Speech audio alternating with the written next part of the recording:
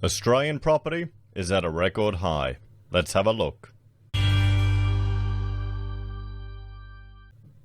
Hello everyone, Florian.Heise here, and welcome to another episode of HeiseSays. Grab your stein of coffee. Let's have a look at this article from Yahoo Finance, which is discussing our record high property sector. But before we go through that, let's just look at the current prices. We can see, well, in the capital city average, all houses over $1 million still, 3 bedrooms, 960,000. It's going up. Same thing with units. If we look at national prices, which incorporate the regions, they're climbing as well. Property just seems to be shrugging off this first recession we've had in 28 years. I guess that's, kind of maybe the government intervening in the market a little bit. Just maybe. So let's have a look at this article. 8 trillion. Australian property markets hit an all-time high. The total value of Australia's residential property market has reached its highest point in history, surpassing 8.1 trillion for the first time. Consecutive months of consistent price growth across every major city and region in Australia has led to the new record high, with many markets now at their peak, fresh CoreLogic analysis reveals. The Australian dwelling market has reached fresh record highs for the past 4 months. But the end of April marked the first time the total value of Australian housing broke the $8 trillion mark, said CoreLogic Head of Research Eliza Owen.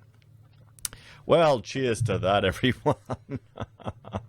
Oh, boy, yeah. Well, this is telling you that incentives to invest in housing are working. My biggest issue with this is that it disincentivizes people from investing in other things. That's fundamentally my issue with housing and the way the government is juicing up the sector. Because why would you start a business? Why would you, employ people? Why would you create jobs when you can just go into housing? In the 3 months to April, house prices rose by 6.8% across the country, the fastest quarterly growth rate since December 1988. Last month, dwelling values rose by 1.8%, and in March, house prices rose by 2.8%, the fastest monthly pace seen in 32 years. The new 8.1 trillion figure makes Aussie real estate the number one pillar of Australian wealth, the report said. The number one pillar of Australian wealth. This is it. This is where so much of the wealth of our nation has been invested into. You've got to remember, when people are buying property, when people are investing property, they're borrowing to do it. And by doing that, we're going to see the Cantillon effect manifest. And it refers to the change in relative prices resulting from a change in money supply. The change in relative prices occurs because the change in money supply has a specific injection point and a specific flow path through the economy. Where's our flow path here in Australia? It's in housing, everyone. That's what every discussion at a barbecue, talking to a mechanic, talking to everyone, it's about housing. We're housing obsessed. It's on the TV. So this puts Aussie residential property at around 4 times the size of Australian GDP and around 1 trillion more than the combined value of the ASX, superannuation and commercial real estate stock combined, Owen added. Just for where people sleep. Think about it. How many people... This is probably going to change, though, now where we've got a cultural shift of working remotely. But I remember when we had our office, because both Rachel and I, we'd work there, and we'd bring our kids to work. We'd have our little toddlers running around the office. And so you'd be paying all this money for this house that you're hardly ever in, particularly if you're working late. We'd often work back. We'd eat at work. There was a butcher upstairs, so we'd cook nice steak. Particularly if we had the staff working back late, we'd feed them a good steak dinner. And then you get to your house at 10, 12 o'clock sometimes. You're thinking, what am I paying money for this place that I'm not in? Anyway, the Australian superannuation industry is worth 3 trillion, less than half of Australian property, while the ASX is worth 2.7 trillion. Commercial real estate is worth less than $1 billion. Well, there you go. We're housing obsessed, guys. Is this a good thing? This should be a warning sign. Think about all the wealth and benefits and growth in our civilization that we could have had from, not pushing everything into housing. I was talking yesterday, I did a video about global chip shortages, and a viewer sent me an interesting article just looking at the complexity involved in that manufacturing process. You know, $500 million, $500 billion. And, you know, where's all our wealth going? Where's the incentives to be innovative in Australia? This shows you right here, guys. Houses, mate. Houses. While the record high is good news for homeowners, first-home property buyers are getting squeezed from the market and housing affordability is suffering. For many Australians looking to get a foot on the property ladder, the continued strength in the market is putting home ownership further out of reach despite record low rates, Owen said. Wage growth simply isn't keeping pace. Well, I mean, is the idea of... I mean, just think about it. Even a couple working to get a house together, it's just not going to happen. Australia's regional areas have driven much of the growth in overall house prices. All capital cities put together rose by 6.4% in value, while the combined regions surged by 13% in the 12 months to April 2021. However, that's not to say Australian capital cities haven't held their own, with Darwin proving a rising star, up 15.3% from April last year, followed by Canberra at 14.2% and Hobart up 13.8%. And while growth has been consistent, the pace of growth is beginning to slow, with a number of experts also forecasting a slowdown in the long-term bullish housing market. So have we hit the peak, everyone?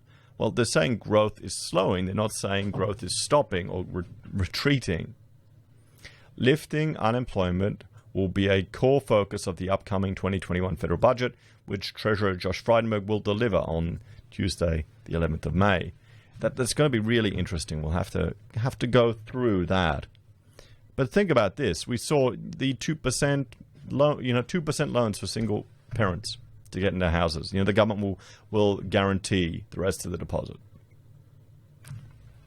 I mean, I can understand why people would take advantage of it. Don't get me wrong, but it's not going to be good for the housing market overall, and it's just going to exacerbate this real estate sector. I mean, look at that. Wow.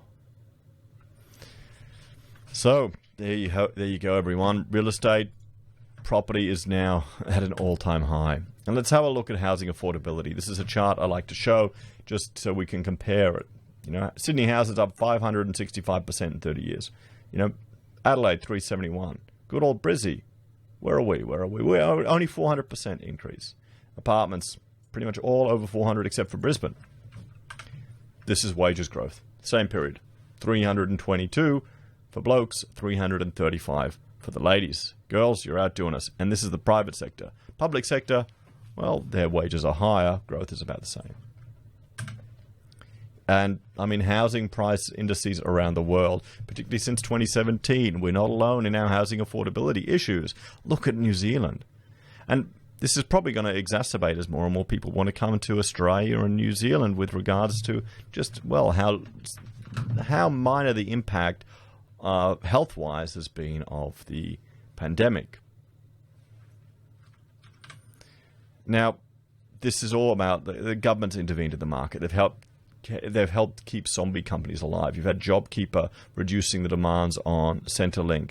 Nearly 9% of the employed Victorians in the workforce were supported by JobKeeper in one way or another. I appreciate why they did it. I think Centrelink would have been swamped. It would have been impossible. External administrations, it's going to be interesting to follow this data to see how it goes, and insolvencies if they're increasing. You've got just continued juicing of the market, everyone. Look at home builder. Building approvals are skyrocketing. You've got grants. You've got government loan guarantees, 5%, now down to 2%. Negative gearing, well, that's a long-term issue. Super withdrawals. But, I mean, guys, can you blame people? Can you blame them? We've got reduced housing supply issues. Now, these are long-term things, which is just councils limiting development, making it harder, more expensive, more painful to develop and to build. You've got the loan holidays, and you've got the not in my backyard crowd. Here in Brisbane, there's a local Greens councillor that is advocating to shut down a development in Ipswich because it happens to be next to an Indigenous community or camp, or used to be a camp. And his constituents live in $1 million houses. The houses that would be going up there would probably be about $400,000.